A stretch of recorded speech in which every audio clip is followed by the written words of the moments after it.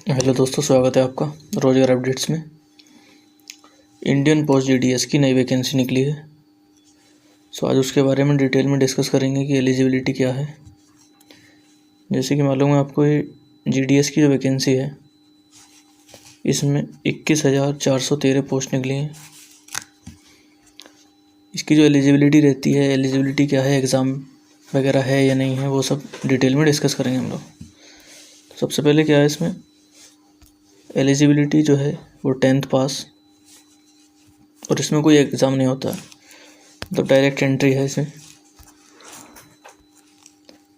10th के base पे जो भी मार्क्स होंगे आपके, उसके बेस पे कट ऑफ लगती है, उसी बेस पे सिलेक्शन होता है। उसके बाद मेडिकल होता है। तो इसमें देखते हैं कब से फॉर्म अप्लाई कर सकते हैं आप। रजिस्ट्रेशन की जो डेट है वो 10 फरवरी से स्टार्ट हुए हैं और 1 महीने तक रहेगी। 10 फरवरी से 1 महीना नहीं, 3 मार्च तक ये डेट है। उसके बाद करेक्शन की विंडो ओपन होगी 6 मार्च से 8 मार्च तक। इसमें 3 पोस्टें हैं। सबसे पहली जो पोस्ट है वो है बीपीएम ब्रांच पोस्ट मास्टर, दूसरी है ABPM assistant branch post master, तीसरी है डाक सेवक। ये दो लास्ट की जो 2 पोस्टें हैं एबीपीएम और डाक सेवक, इनकी जो सैलरी है वो बराबर है। और जो पहली जो पोस्ट है ब्रांच पोस्ट मास्टर, उसकी सैलरी थोड़ी ज़्यादा है। काम इनका लगभग सबका सेम ही है। ब्रांच पोस्ट मास्टर जो होगा उसके पास थोड़ी जिम्मेदारी ज़्यादा होगी, इसलिए उसकी सैलरी ज़्यादा है। बाकी असिस्टेंट जो है उसका ब्रांच बीपीएम का असिस्टेंट, उससे नीचे फिर एबीपीएम के बाद जो है डाक सेवक है। अभी सैलरी क्या होगी इसमें मेंशन किया है कि बीपीएम में जो सैलरी दी है 12,000 से लेके 29,000, मीन्स 12,000 इसका बेसिक पे है। उस पर फिर डीए वगैरह लगेगा, डीए वगैरह लग के ये सैलरी 25 प्लस लगभग हो जाएगी। और एबीपीएम में क्या है, उससे 1-2 हज़ार कम रहेगी, 23,000 के लगभग, 23-24 इसमें सैलरी बनेगी। और इसमें दिया है TCRS लैब।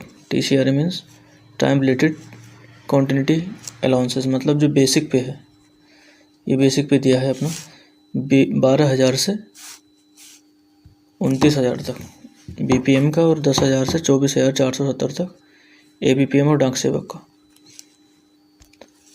तो इसमें आगे एलिजिबिलिटी दी है कि एज एलिजिबिलिटी क्या है, 18 से लेकर 40 तक। तो 18 से लेकर 40 तक जो भी लोग 10th पास्ड हैं, 10th पास होना चाहिए। 10th क्लास में आपकी परसेंटेज जो है उसके बेस पे इसमें मेरिट लगती है। मेरिट के बेस पे आपको डिवीज़न जो आपने सेलेक्ट की है वो अलॉट होती है। बाकी एज की जो रिलैक्सेशन दिया है SC/ST के लिए 5 साल का, OBC के लिए 3 साल का, डिसेबिलिटी के लिए 10 साल, EBS EWS के लिए कोई रिलैक्सेशन नहीं है, मतलब जनरल में कंसीडर है वो।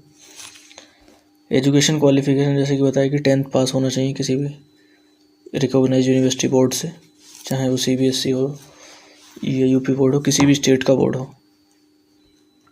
उसके साथ ये दिया है कि बेसिक नॉलेज आपको होनी चाहिए कंप्यूटर की, साइकिलिंग एडिक्वेट। ये तो सब ऐसे ही है, मतलब कोई इतना वो नहीं है इसका। आपके पास 10th होना चाहिए और कंप्यूटर का नॉलेज होना चाहिए, कि तब आपके डॉक्यूमेंट वेरिफिकेशन में आपसे हो सकता है कंप्यूटर का कोई सर्टिफिकेट वगैरह मांग ले इसमें। बाकी इसमें कैसे अप्लाई करना है, आप सरकारी रिजल्ट की वेबसाइट पर जाके अप्लाई कर सकते हैं। अप्लाई करने में भी इसका ज़्यादा कोई टाइम लगता नहीं है, 1-2 पेज का इसका फॉर्म है। कितना कुछ लोग CBSE से पास होते हैं तो उनका CGP आता है उसमें 10.9 जो भी है। इसमें मल्टीप्लिकेशन फैक्टर दिया है कि कितने से मल्टीप्लाई करना है। 9.5 यहाँ मल्टीप्लिकेशन फैक्टर है। किसी का 10 CGP है तो उसका परसेंटेज 95 बनेगा।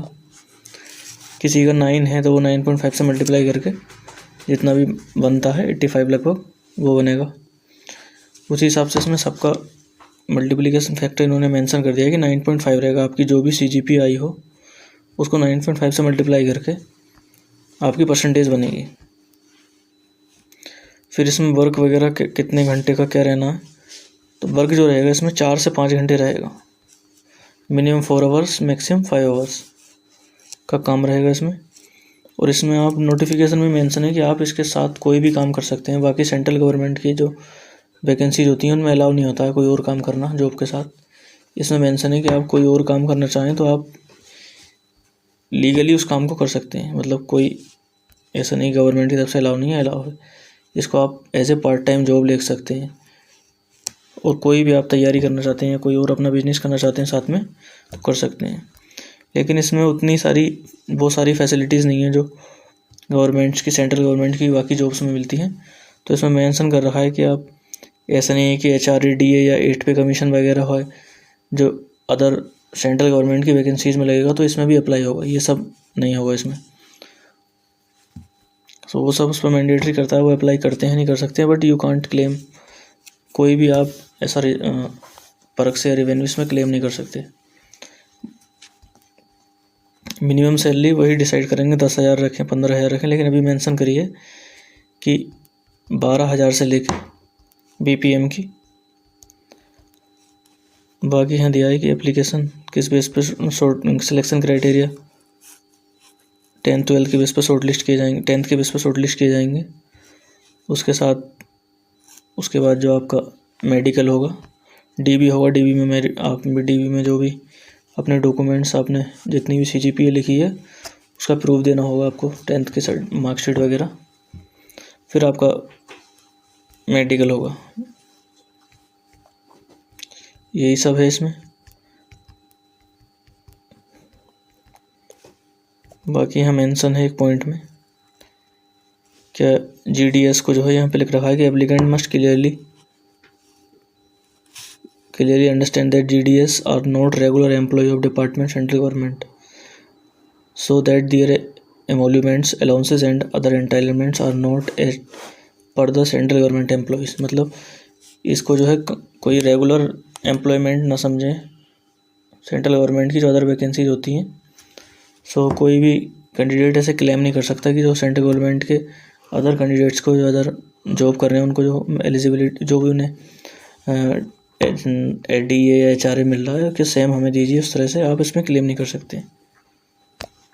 सो ये एक अच्छी जॉब वैकेंसी अगर आप साथ में तैयारी करना चाहते हैं या फिर आप कोई और बिजनेस वगैरह करना चाहते हैं अपने ही घर पे रहकर, तो आपको आपके एरिया में ही, आपके डिवीज़न में ही ये जॉब मिल सकती है अगर आपकी परसेंटेज अच्छी परसेंटेज है। तो इसमें जो लास्ट ईयर की कट ऑफ देखी गई है वो 90+ ही रहती है मैक्सिमम, 90+, 95, 93, 4 इस तरह से। और आपकी परसेंटेज है तो उसमें आपके हायर चांसेस है that you will get selected. So अगर आपकी इस तरह से अच्छी परसेंटेज है तो you can apply for this post. Thank you.